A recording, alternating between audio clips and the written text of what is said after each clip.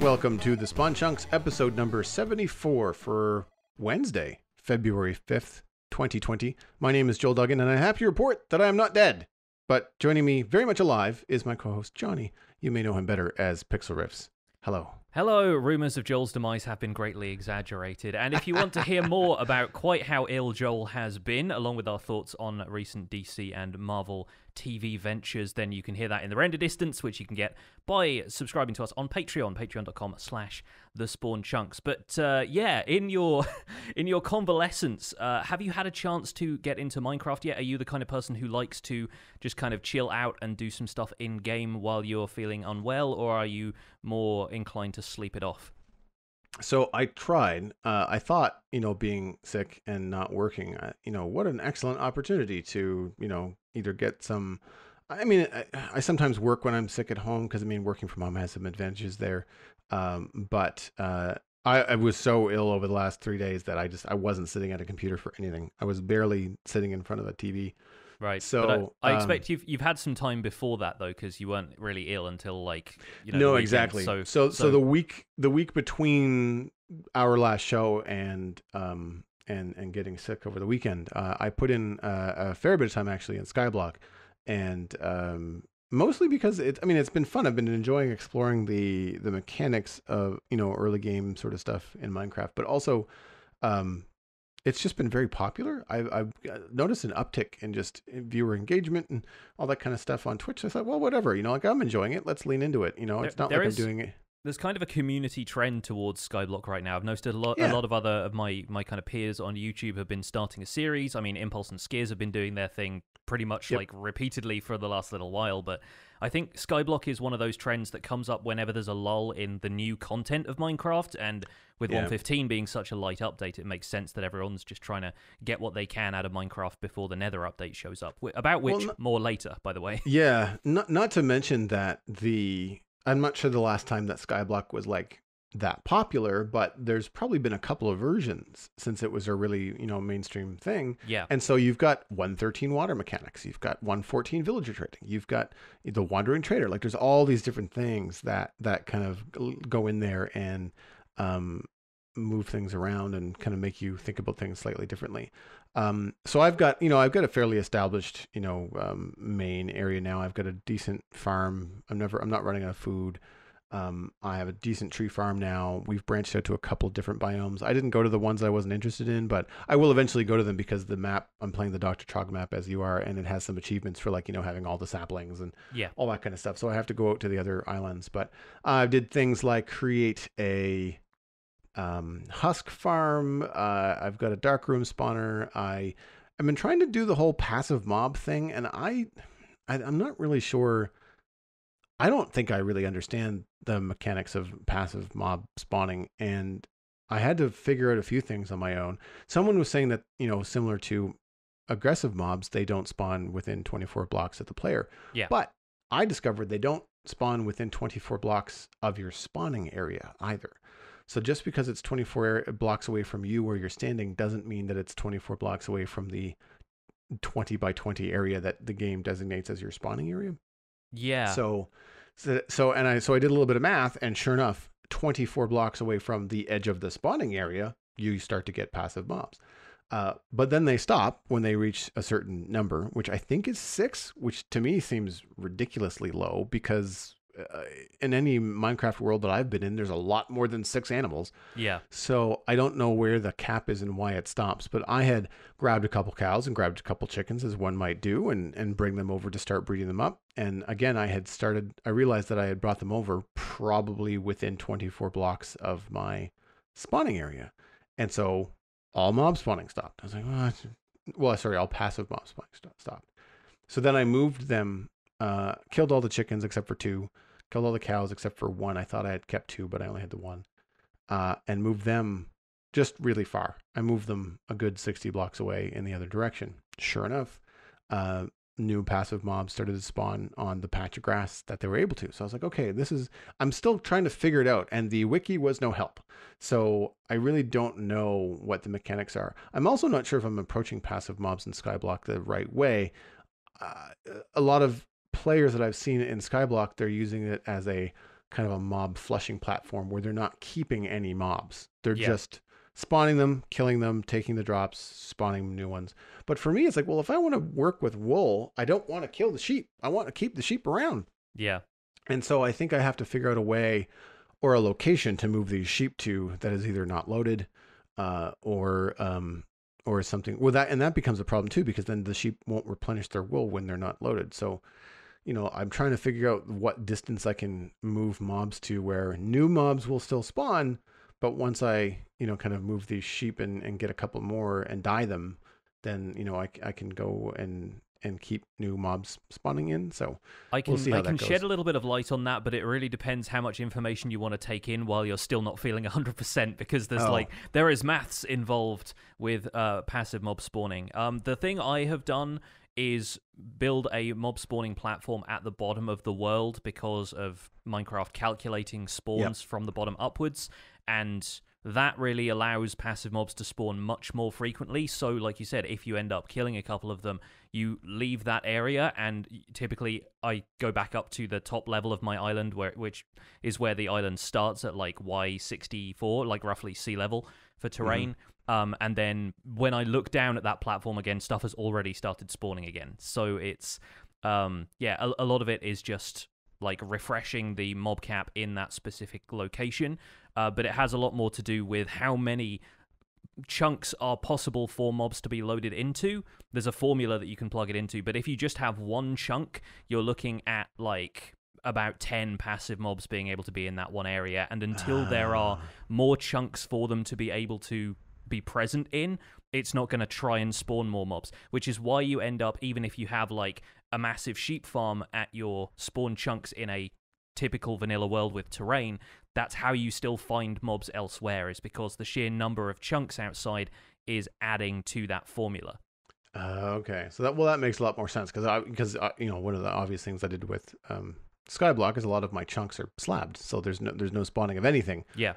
Which is how it's designed, except for where I want them to be. So that's good to know. So that means that the location where I've got my cow and chickens kind of chilling out, I could build a couple of chunks out that way that have grass in them, although that would be a pain in the butt to get grass out that far. Exactly, yeah. It was a pain in the butt getting grass down to Y=1 in the void. Oh, so, I watched you do it, and I thought to myself, nope, I'm doing it a different way. Absolutely. My way might take longer, it might be inefficient, but I don't care. I don't have that kind of time.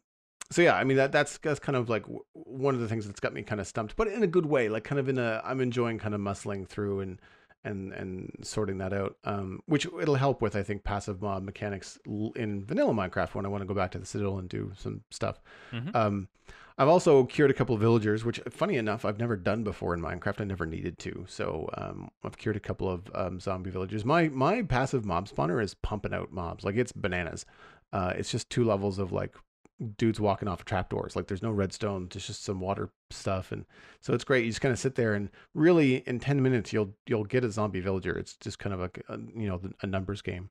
But the first 2 villagers that I made, I was talking with the chat room about this, and ignoring the fact that I made a lectern anticipating a cleric instead of a brewing stand, because I just forgot. One of the things that I was able to do was I made a cleric for the rotten flesh trade, because I had a ton from the mob spawner, and I made a cartographer because I was sick of kind of pushing out into the world looking for nothing. Like just you've got no indication whatsoever as to where you're supposed to find these things. And I know because of the update to the Dr. Trog map that there is a ocean monument, and there is a woodland mansion, and there's a witch hut. I don't think you get treasure maps to witch huts, but I thought the cartographer would be able to give me like an ocean, treasure map, or an ocean. I don't remember what the technical term is, but they call it like an ocean adventure map. Explorer map, I think is. I think so. Yeah.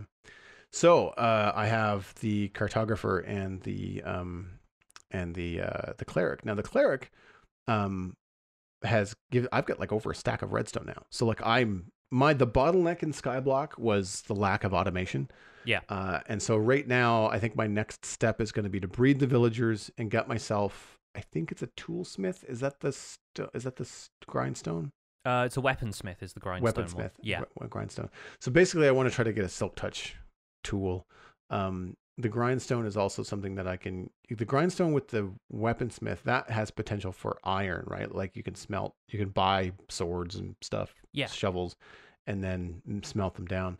So there's a chance to get a little bit of extra iron there. And this is, I haven't watched your latest Skyblock video, but I'm just like, ooh, do I want to watch it or do I want to try to, sort out my own way? Because I'd like to do an iron farm because I'm feeling the time crunch of like, okay, now that I've got a tree farm and I've got like these things, and it would be so nice if I could just, chop down a tree and then forget about it and have all the saplings be water fed into a hopper and then into a chest and not have to worry about like running back over every 3 minutes and catching everything.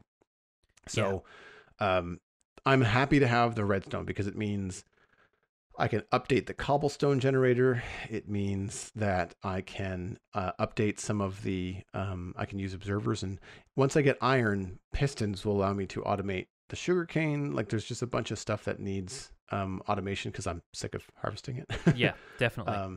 Yeah, so that's kind of where I am. Is that I just got the 2 villagers sorted at the end of the last stream, and then so I've just done when I was feeling a little bit better over the last couple days here and there. I just took a window to sit down and grind some cobble and stuff like that. So and because of that, I was also able to get to the Nether, but I haven't done anything crazy. Like I found the fortress, I killed a couple of blaze, got my blaze rods for brewing, and just left. Like I haven't done anything. That's kind of all you need to do at first, unless you want more soul sand, which is dropped by wither skeletons in this map. You're really you're not really reduced to grinding too much in the Nether unless you want a bunch of gold. And that's really just a matter of creating a zombie pigman spawning platform. So I did that too, but I think that was the episode before. That was the stream before. Yeah. So I'm really happy with that one actually. It works like a tick. Like it's really small, but it works quite well. Yeah, thanks to the fact that there's no other terrain for the zombie pigmen to spawn in, so they basically have to spawn in one place. It's a lot easier. So my skyblock progress is roughly the same as yours in that case. I think I've only got a little bit further than you have, and you'll probably pass me next time you feel well enough to stream, because I've got to the point where I now have 9 or 10 villagers just from breeding them. I just set up a crop field that the farmers could auto-harvest themselves, and just 9 beds surrounding that area. I cured a couple of zombie villagers alongside the ones that were already cured and were breeding in that field. But I just wanted enough to get maybe one of every profession. And they started spawning iron golems anyway, and I think it is the case that once you have a high enough population, they will try and spawn one iron golem even if they don't feel threatened, or if they were feeling threatened, it was just because there is a mob spawning platform within about like 30 blocks of where the field is, so occasionally the zombies will sort of wander towards them, fall through trapdoors and die in the void, but that might occasionally spark the need for them to, they spot a zombie, they think they need to spawn an iron golem. And all I've been doing to get rid of the iron golems and get some iron for now is just grabbing a lead that I got from the Wandering Trader's llamas and pulling them over a campfire. And the campfire just deals fire damage to them until they die. So strictly speaking, I don't have an iron farm, but it's a very low-key manual kind of way of getting iron. And then that's going to kickstart the rest of the stuff that I need to build for a regular iron farm, and also gets me access to workstations like a blast furnace for an armorer. So at the end of my most recent episode, I got myself an armorer, and off camera, slightly after that, I traded with him enough times that he is now selling me diamond armor. So in the next episode, I can basically get my full set of diamond armor, probably take some of the enchants off of it because it's basic stuff like fire protection and things that I probably don't want, and then you can re-enchant that later with some books I've got from AFK Fishing, and now I have access to iron. I can finally make an anvil and get some of the books from fishing that I've already got just through manual fishing. So it's starting to, like you said, unlock itself at this stage, and then pretty soon I'll have access to more and more technology as I go forward. The weaponsmith is not really worth getting iron ingots from, because he will still sell you a sword for, I think, like between 7 and 20 emeralds, which is not the best trade. If you find a way to kill an iron golem, but without killing it manually, because then that's going to damage your reputation with the village. If you can make an armorer or make a toolsmith, I think their stuff is cheaper. The armorer, at least, is definitely a little bit cheaper. And if you've cured one from a zombie villager especially and got some discounts, then that's going to be even better. but my weaponsmith gives me discounts on swords, which I think have Smite 2, and he's still selling them to me for like 10 emeralds, which is not the best price. So yeah, I'm looking forward to expanding that a little bit more, and campfires do seem to be the MVP when it comes to Skyblock. My Wandering Trader still hasn't spawned since I have had emeralds, which is kind of frustrating because I kind of want some Dark Oak saplings again. But aside from that, I think I'm roughly at the stage you are and looking into doing some more automation as my iron reserves increase. Aside from that, I'm hoppers, man. Like it's the one thing that seems to be holding me back. Yeah. Just having some means of automated collection so that you don't have to stand around and babysit something while you're gathering kind of makes sense. And in the same vein, I have now got to the point with my mountain project in the survival guide where I'm seeing my reserves of Instamined stone dwindling and thinking, yeah, I need to have something going in the background that's going to harvest stone for me. And so my most recent project under this mountain that I've been building has been an automatic cobblestone generator powered by a TNT duplicator that's just going to blow up the cobble every so often. And it's a design I came up with myself while everybody in the comments was telling me to watch Ilmango tutorials. I went, no, I'll probably just do this my own way.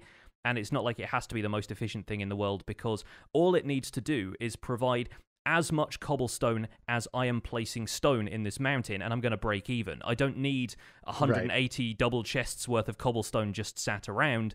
And I also want to be able to smelt it automatically. So my next project with that is going to be probably something I will do today, which is a collection mechanism for it all that feeds into an automatic array of furnaces. And boy, do I wish blast furnaces smelted cobblestone twice as fast.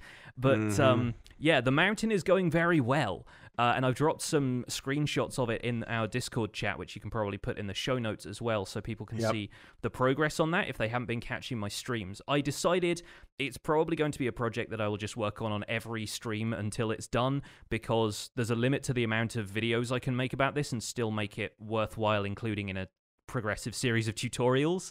But I'm really happy with the progress of it so far, and I'm looking forward to giving people the occasional updates in the videos. The mountains I have been planning out is actually a mountain range that's going to be part of this ski resort, because I thought just one mountain probably not enough.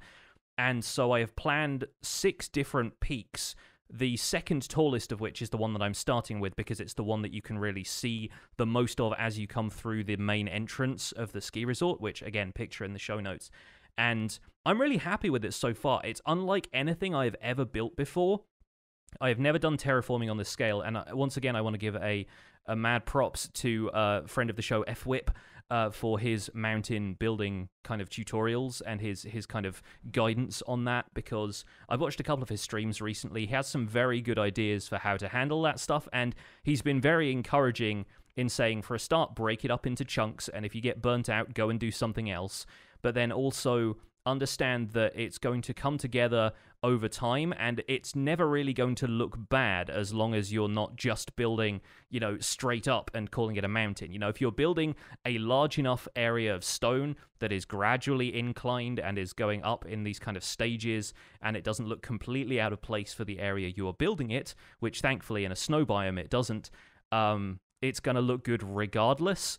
And so that's been very encouraging to me, and I think as this has come together, it started off looking a little bit weird, but the more stone I add to it and the more I actually shape this thing out, it is looking more and more like the mountain I have envisioned in my head at the inception of this project. So it's coming together, and I'm really happy with the progress so far.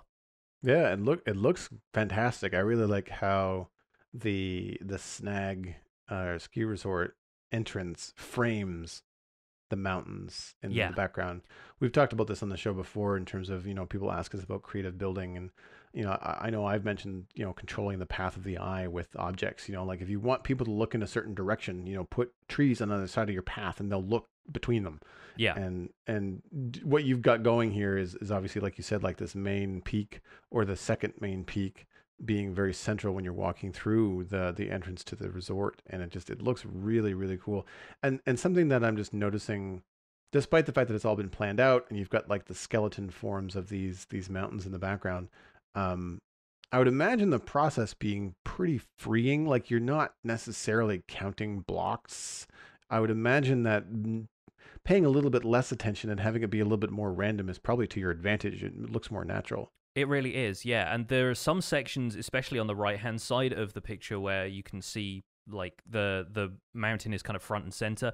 There are some sections that I've tried to go with, if not necessarily a pattern when I'm building it up, I'm trying to follow similar ridges in the structure of the mountain, and then the section on the left of that is probably the most random, and I'm trying different approaches as I go, under the assumption that when I'm done with it, it's all going to end up being kind of terraformed a little bit more anyway. I'm treating this almost like I'm building the terrain that I would then go back again and terraform everything like I do in, standard Minecraft terrain. I'm like, I just need to fix bits of this here and there and add more detail and add trees and snow. And you can see there's, sections where I've tried to fill it in a little bit with snow just to see how that's going to work, and there are sections where Minecraft has naturally snowed on it a couple of times before I've managed to get into bed and stop the weather cycle from happening. But it's slowly coming together, and I'm going to go over it a couple more times with different types of materials and adding snow in some stages so that if anything looks a bit too repetitive and too obviously patterned, I'll be able to cover that up with other stuff later. And so an element of more randomness is going to be thrown in with, switching out sections of it for different materials. It's a big project, man. Like it's huge. I'm curious as to whether you'll finish it before they release the update of Mountains. Yeah, that is. I expect I will. I'm aiming to get it done before the Nether update happens, which I think is still going to be a little while. But I am working on this. I think this is now the product of 3 live streams, all of which were about 3 hours. So I think that's probably been a decent amount of progress per stream, and I think I will probably keep going at that on streams every now and again, rather than, like I said, doing it in videos here and there. Let's move on to the news. Thinking of the Nether update, though, because we have a little bit of news coming out on Twitter about that now. Yeah, we had at least 3 tweets. I feel like there was a couple of others, maybe 4, talking about, I say talking. They basically shared screenshots with like thoughtful, inquisitive emoji sort of situations, or they just basically said, hey, look, there's a thing. And in some cases, like Dinnerbone, it was upside down, but we've taken the time to flip it right side up, and we're going to take a look at these now. We had one from Lady Agnes. We had one from Chiwi, who's a new developer at Mojang. They're a 3D artist, and also Dinnerbone and Sliced Lime. And these were basically just nothing crazy new, I don't think, in terms of what we're seeing. They were just some closer looks at how the Nether update is going to look. To me, I think it just looks a little bit more dense and natural looking than the original screenshots that we saw back at Minecon Live in September of 2019. The thing that grabbed me first from these was the unique looking light source. Yeah. And I don't know if it's changed any since the last time we saw any screenshots, but I really like this nether mushroom foliage that's on the ground. It doesn't look like it could be anything that's collected. It looks to be decorative, much like grass would be. Yeah. And tall grass would be in a plains biome. But I like the look of it. It looks like fungi. Like it has this kind of little bulby thing on the top. It has like a zigzaggy pattern. It looks unique and fun to the Nether. We've seen the little glowy mushrooms before, so that was nothing new. In one of the shots, we had a nice close-up look at the bark texture on the nether wart trees. I can't remember from the videos. I feel like these are animated in the same way that like Prismarine is animated, or magma blocks are animated. They sort of have that magma block style, like veiny glow to them in the videos that we've seen. And if that remains from those videos, or if it's something that maybe could get phased in or phased out depending on how they develop these things. But it looks like we might be getting a new light source block. The question that I have is, do we think from these photos if it looks like it's a light level 15 or if it's going to be less? Because it looks like glowstone-ish. Yeah, it's kind of a chunkier looking glowstone from what I've seen. If I was to hazard a guess, just complete left field, I would say glowstone and nether work combined to make this. It looks like it might be more of an organic light source as opposed to a stone light source. That's a good call. Yeah. I think it's probably going to be light level 15, judging by how it has seemingly lit these scenes, and you don't know, they could have just thrown in a bunch of lighting blocks behind that, but this seems fairly naturally generated, and it does look like it's lighting up the whole area around it, so you can imagine that it's probably quite highly lit. I really want something dimmable in Minecraft. I want there to be a light source that we have a measure of control over what light level it outputs.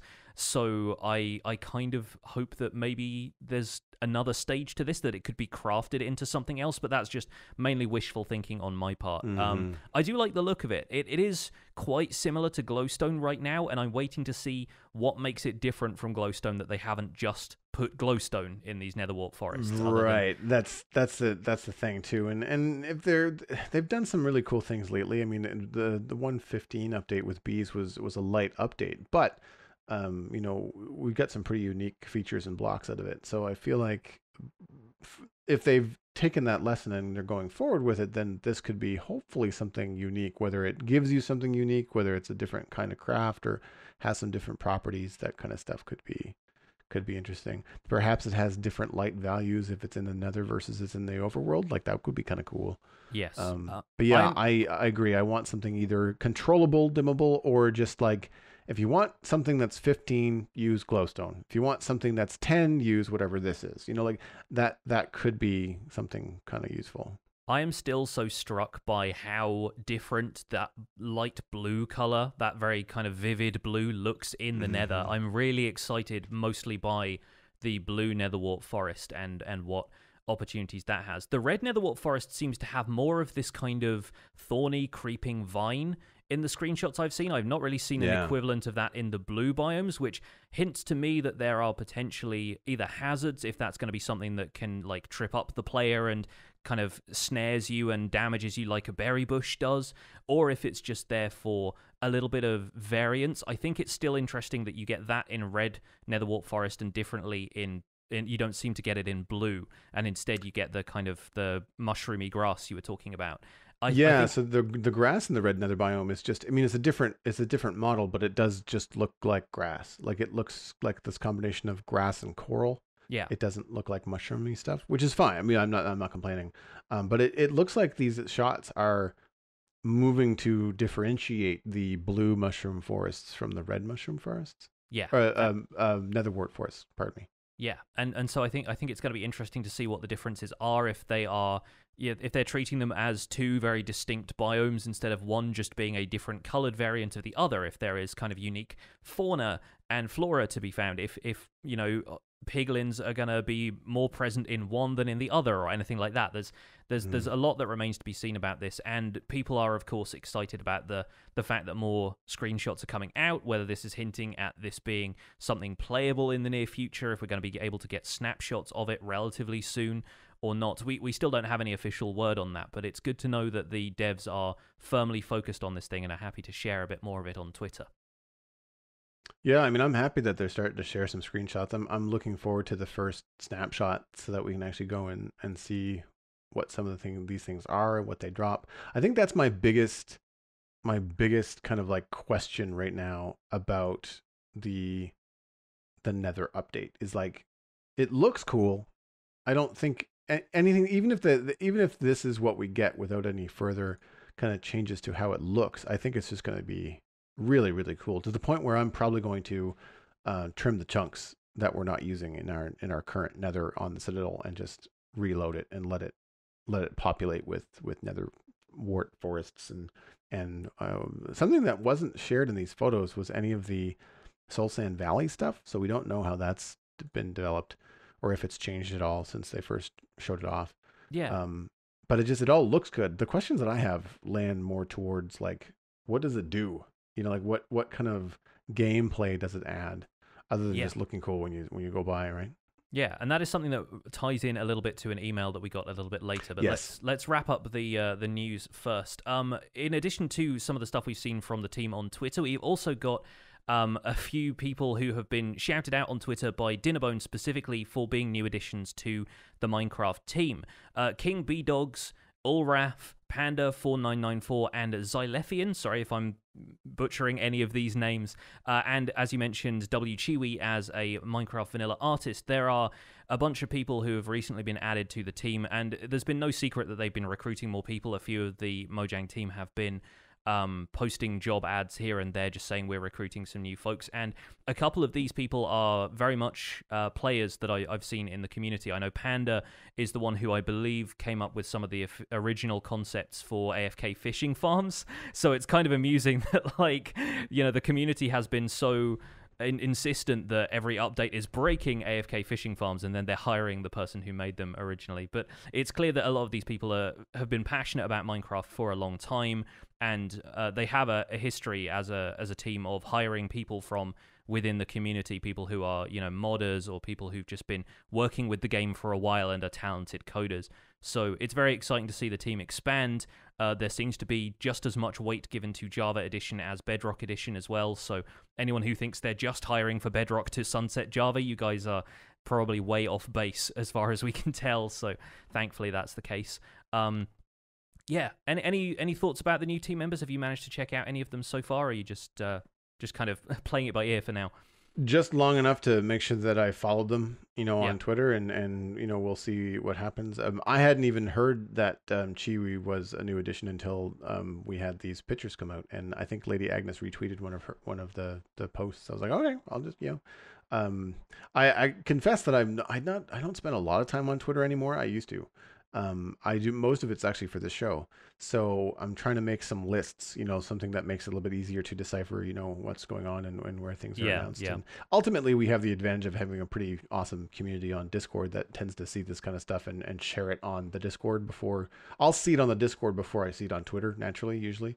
So, so that's cool. But I like two things that I seem to be noticing that are prevalent in kind of like the gaming industry right now, because I listen to some other podcasts as well about gaming, and one, crunch seems to be a hot topic, and when you're adding more people, that means the workload is being better distributed, and so that's good. Also, I would imagine that we've also got, like, you know, we've got Minecraft Dungeons coming out in the next couple months, and, you know, as well as expansions happening for you know, Java Edition anyway, or for Minecraft this year. So I would imagine that, you know, moving the team and expanding the team is just, it's just required. Like, if they want to start hitting this regular, you know, update, you know, technical update slash, you know, parity update, and then in addition to that, they also want to have a new feature update. And some of the stuff that they've been promising, I feel like from this kind of, you know, new edition news, I feel like maybe Mojang has heard the you know, the pleas from the community, saying like, hey, like, you promised us some, you know, termites and stuff like a year and a half ago. Yeah. What's going on? And I think the ultimate thing there is like, well, we don't have enough to pull it off, so, well, let's solve that. Let's hire some people and start working on things. And I'm starting to think that this is anecdotal, but since they've brought in more people, we are now very quickly seeing more on the Nether update, right? So I mean, you know, it looks good. I think it bodes well. I'm happy to see that people are being hired and working on a game that they love, and it makes total sense that they're hiring people that have been part of the community and passionate about the game for years. Like that. I mean, why wouldn't you? Yes. One more thing we gotta quickly cover is that on their Twitter account on January 28th, Minecraft Earth posted a set of patch notes for their most recent update, and we've been a little bit quiet on Minecraft Earth for a while, I think mainly just because it's been winter, and I don't know if it's just the weather and the amount of daylight hours right now, or if it's just kind of lost its novelty for me, but Minecraft Earth hasn't really been on my radar. I don't think it's necessarily as playable as the base game, and I've got a lot of energy going into other Minecraft projects right now, so kind of makes sense that it's been kind of off the radar for me. But the full patch notes are going to be linked in the show notes. There's a link to a Minecraft.net thing that was posted via their Twitter page. But basically, there have been a few improvements and optimizations. The game is still in early access, so there's a lot of this stuff that is going to be worked on continuously until they decide that the thing is fit for full release. but there is now a reduced file size, so everything is probably a little more compressed. There's a new color balance to bright mode, so if you're playing in bright mode, playing adventures, that's now a little bit more, preserve your eyes slightly. The crafting and smelting menu have got an overhaul. Adventure previews have had a makeover, so they look a little bit different now. Adventures now have a visible despawn timer, so you know when they're going to pop out of existence, and you're not tapping on them when they've got 10 seconds left. Mob of Me is a kind of mob that you can put in the world that is basically the sort of doll version of a player. There are improvements to selecting those. There are a bunch of bug fixes, and I believe there is a new battery saver mode, which is not listed in our show notes here, but I will add that because obviously people have noted that the battery life is a big deal in Minecraft Earth, and the improvement that they have made is to effectively put the app on standby when you put your phone down by your side. So if your phone gyroscope notices that you're no longer like looking at the screen, if it's, upside down, if it's in your pocket or something like that, the game will effectively pause itself in the background, allowing it to consume fewer resources while you are walking to a destination. And I don't know if that's necessarily going to impact players yet. I haven't had a go with it myself to see how improved my battery usage would be, but I have a feeling that even small improvements like that are going to make a bit of a difference to people who are finding their batteries just drained by this app.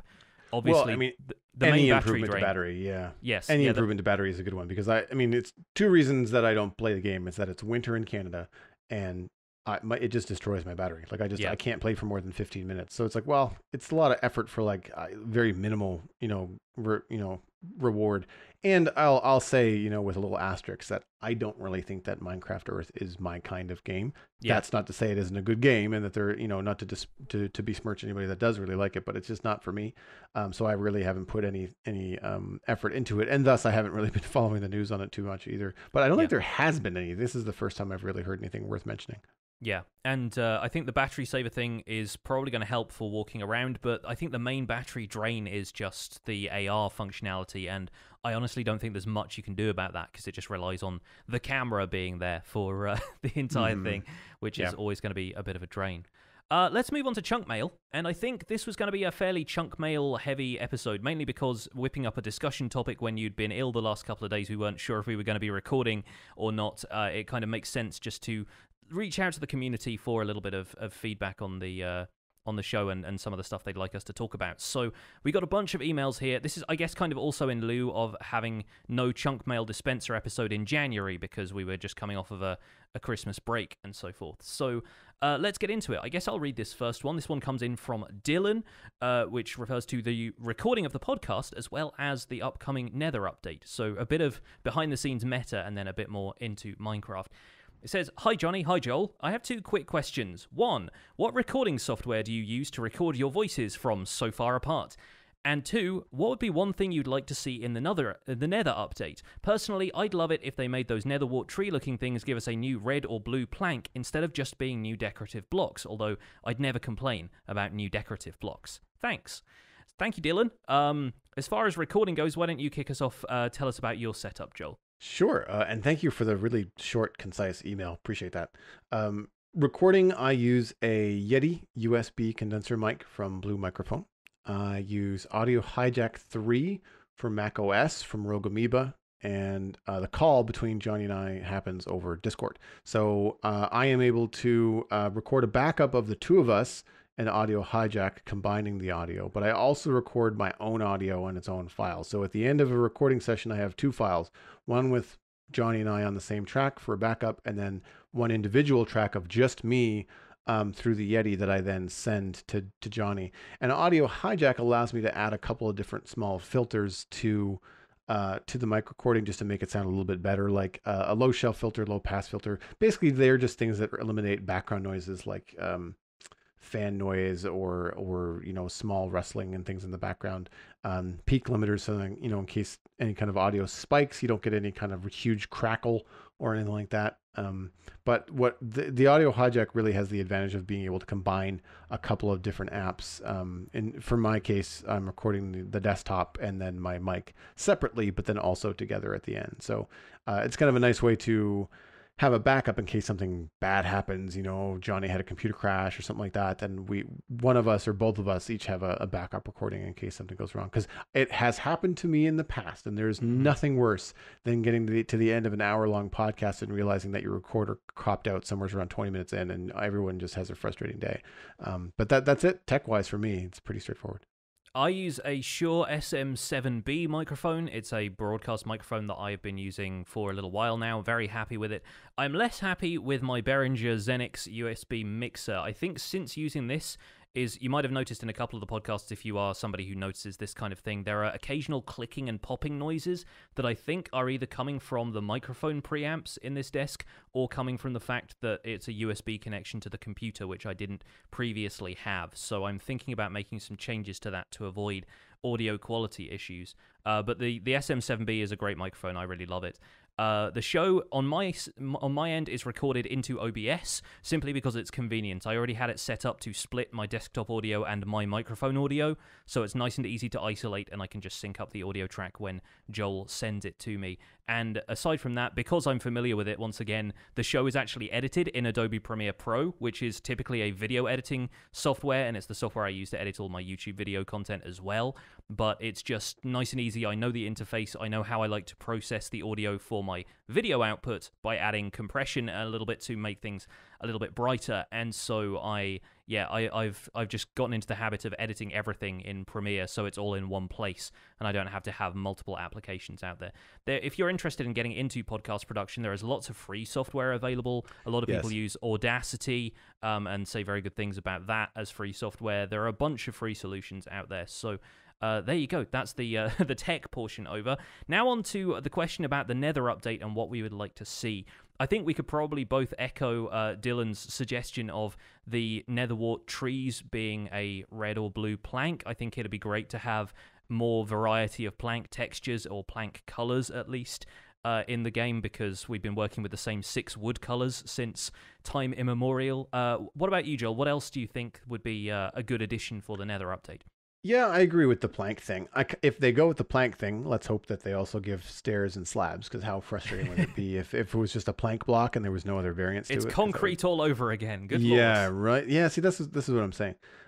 For me, it's the properties. It's like we've got Netherwart, which is already red, but then we've got this blue Netherwart. And what I'm curious about is, what are the properties of blue Netherwart? What makes it different? I will be very disappointed if the only property of blue Netherwart is that it's blue. Yeah. I would agree with that. Aside from the dimmable light source that I mentioned earlier, I would like them to pay as much attention to detail with the new mobs and the new trees as they gave to bees. And we sort of brushed this a little earlier. But bees were such a small addition in terms of like an overall content update, but they gave us a new technical block, a new decorative block, a new food source, extra ways to pollinate crops, new mechanics to learn as far as, putting a campfire under there. I've mentioned in a previous show that it basically made a campfire suddenly doubly useful, because not only does it cook food, but it also makes beehives safe to interact with. And yeah, there is so much going on with bees that I think obviously can be pulled from the real world, and the difference with the Nether update is that it is a fictional thing as far as we know. I mean, not sure if anybody in Mojang has actually been to hell. I would hope not, but I think the fact that we have all of these new fantastical things coming up means you have license to do whatever you want with them, and it would bug me, like you said, Joel, if these things were just ultimately one-dimensional. I would like Hoglins to drop something new instead of just leather or pork chops or rotten flesh or any of the stuff that we already associate with pig-type animals and zombie pigmen. Having them spawn in specific places or, on specific blocks would allow players to farm them in certain ways, and so learning the mechanics around that would be kind of cool. And the fact that we already know piglins are going to be hunting these hoglins means that there is the option to set something up so the piglins could automatically farm the hoglins for you if you knew where they were going to be spawned. And maybe if something they drop could be made into a new block or a resource that isn't easily renewable already, like nether warts, which some people have trouble finding if they can't find a nether fortress, it would be nice and easy to get hold of nether wart that way. And it wouldn't necessarily break progression because you still have to go and fight blazes in order to make and fuel a brewing stand. So I feel like stuff like that adds to the game and adds new ways of acquiring existing resources, or adds new resources altogether to make it worth tracking that stuff down in the first place. Yeah, I think branching out the tech tree is essentially what people would like to see. It doesn't have to add necessarily to like additional progression, but having another left-hand turn that you could make at some point when you feel like it, I think is a good thing. It just adds playability, and I'm kind of hoping that there are going to be craftable blocks that we don't see. For example, like the honeycomb block being made out of certain stuff. It's just decorative, but it wasn't necessarily something that you would think you'd get, from bees. And I'm wondering if there's a craftable block, like if you collect enough blue netherwort from these trees, does it turn into something else that does not appear naturally in the world?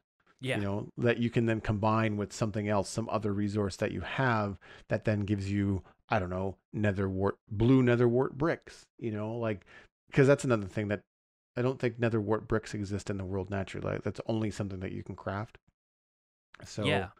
So if there's something like that we're not seeing, because what we're seeing is natural environments in this new Nether update, in these screenshots that they sent out earlier, I'm hoping that there are some more things to it, wouldn't it be cool in terms of like a little bit of color theory going in here if you combined red and blue nether warts and maybe a couple of nether bricks, and you ended up with a black variant of nether brick or something like that? We've been talking about having more black materials in the game, but kind of combining them pigment style. I know red and blue typically makes purple, but if it was kind of mixed in with some other materials, maybe some gunpowder or something as well, I don't know, you could end up with something that would end up being a black variant of nether brick or something like that, which, while obviously we have variants of nether brick already with the red variant, but people like black nether bricks so much in terms of that's one of the additions they make as a vanilla texture pack that I think would be a very useful block, I think.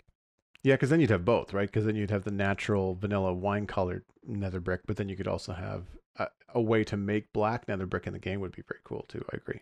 And thus black stairs and slabs and walls, potentially, and walls. As well. Yeah, exactly. Yeah. Our next email comes from Mechmorphic, who is a landscape artist in our Discord. Horizontal nether portals is the subject of this email. Howdy from Texas. I live at a university, and a few of my friends have started a Minecraft server. I've been playing on the game for 6 years, but most of my friends are new, so often they ask things I take for granted. One of those friends asked why you can't generate a nether portal horizontally. I honestly hadn't thought about the possibilities that could open up with traps, farms, and in building.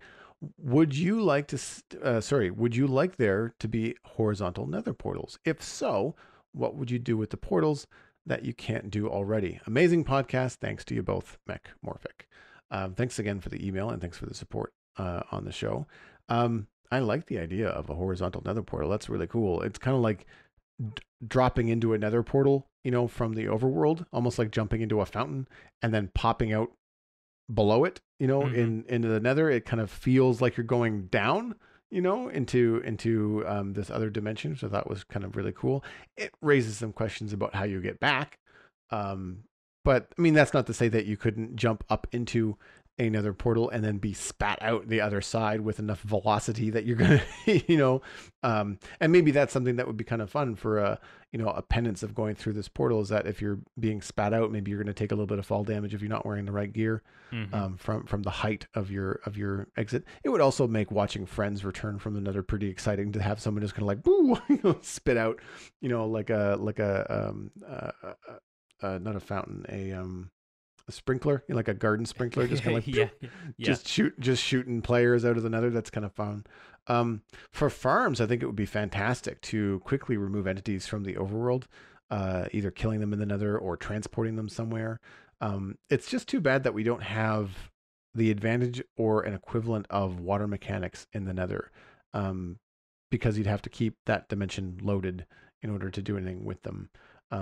But it would be really cool if you could do stuff like that, where you can go into the Nether, immediately drop from your Nether portal into some sort of automatic transport thing, and kind of go from there. It'd certainly streamline transport a little bit. And the Mm. thing about horizontal portals is that you have to consider the first time you enter the Nether, you don't know what your destination is.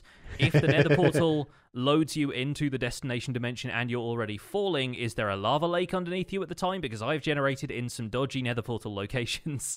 So, yeah, there's that to consider. It'd also have to be instantaneous transmission in the same way that going to the end currently is, where you jump in the portal and there isn't any kind of wobbly portal animation, it just takes you to that dimension right away.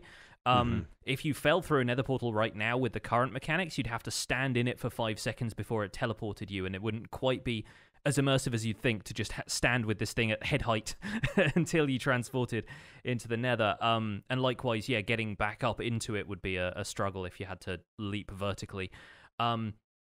Interestingly enough, there is a mod which deals with this kind of thing, and it's only available for 1.12, and incidentally is authored by Johnny0702, who also worked on the replay mod.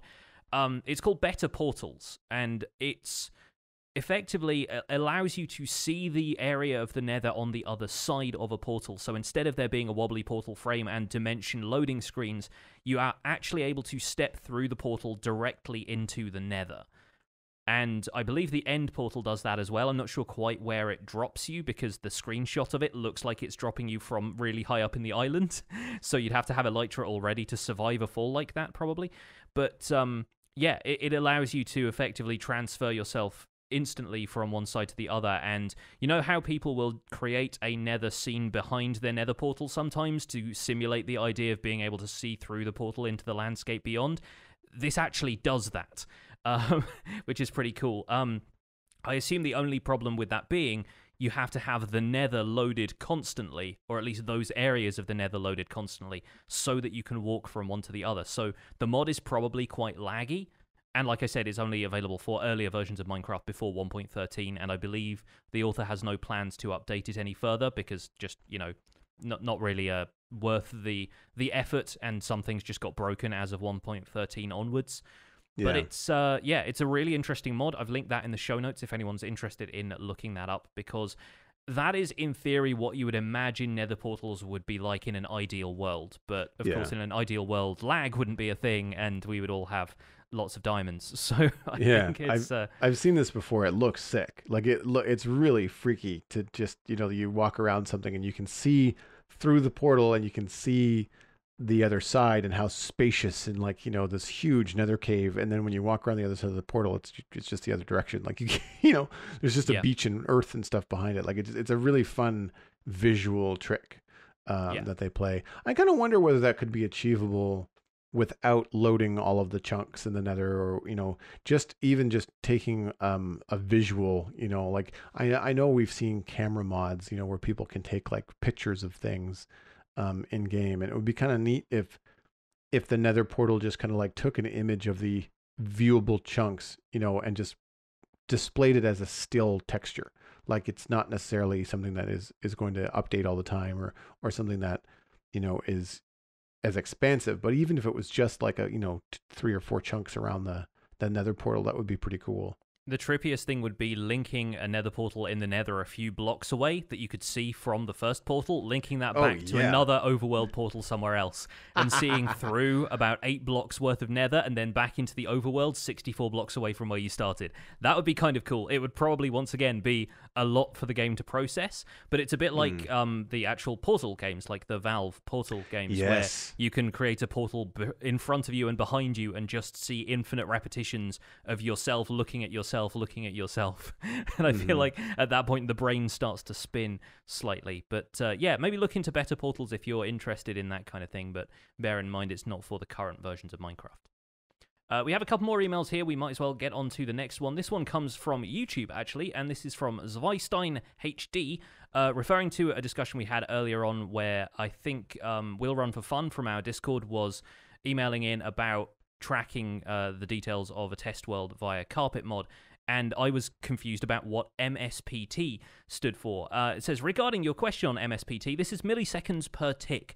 If the milliseconds per tick is below 50, you don't notice any lag, but this is mostly used for technical players to measure lag a little more precisely. Normally, the ticks per second of a Minecraft world should be at 20. 1,000 milliseconds is 20 ticks, which means 50 milliseconds per tick.